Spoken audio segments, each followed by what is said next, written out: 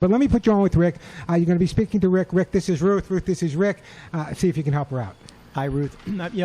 I'm so sorry to hear about your cat, and there were terrible things that happened in that time, and so many companies were doing unethical things. And that melamine was done by some unscrupulous suppliers to boost protein levels because it was cheaper than using real protein, meat or vegetable, whatever protein. But it's sad that people do that. That's money-motivated greed. But, it's an interesting point that you're making, because that's exactly why the Pet Food Safety Lab is here in its existence. Because Joey Herrick, he saw what was happening and said, I don't want to ever have that ever happen.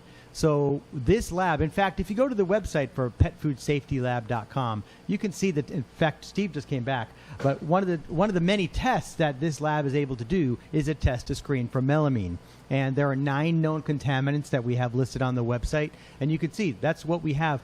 This lab, and Steve really can explain it, but has some very scientific, highly specific equipment that can detect these types of things, because we don't ever want to worry.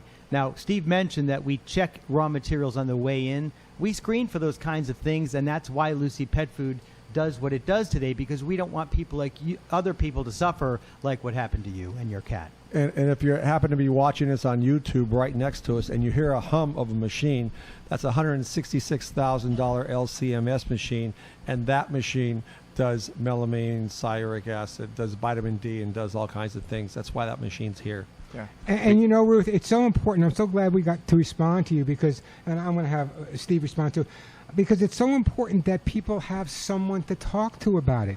Like you said, you didn't contact the pet food company. You're sitting there.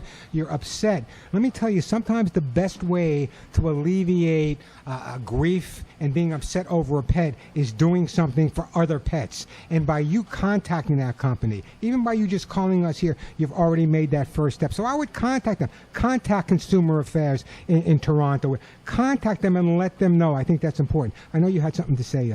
Well, I just want to add some more information to our testing. As Joey alluded to, we do an LCMS test for melamine and cyanuric acid. We can also use the same instrumentation to look for vitamin D. We can look for a variety of different vitamins, like the multi-B vitamins. It's a very flexible piece of equipment.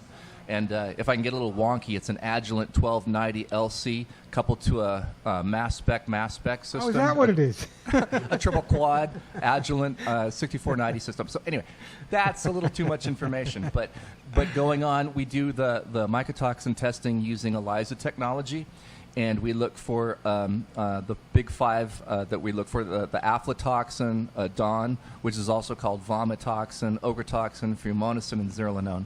Also, we use something called PCR, polymerase chain reaction technology. A lot of people might know that from COVID testing, because it's kind of the gold standard that was developed for COVID. But we've been using, in the food industry, in the pet food industry, PCR for many, many years. And we look for salmonella and E. coli. The requirement in pet food is salmonella testing, but we go further. We actually look for E. coli as well, and we can also do listeria. So our microbiology laboratory is very advanced, and we can look for a lot of different things. See, sometimes you do need someone who's a little nerdier than other people. You need someone to be able to explain. Hey, Ruth, do you have another pet at this point? Oh no, I have 3 cats now. Yeah.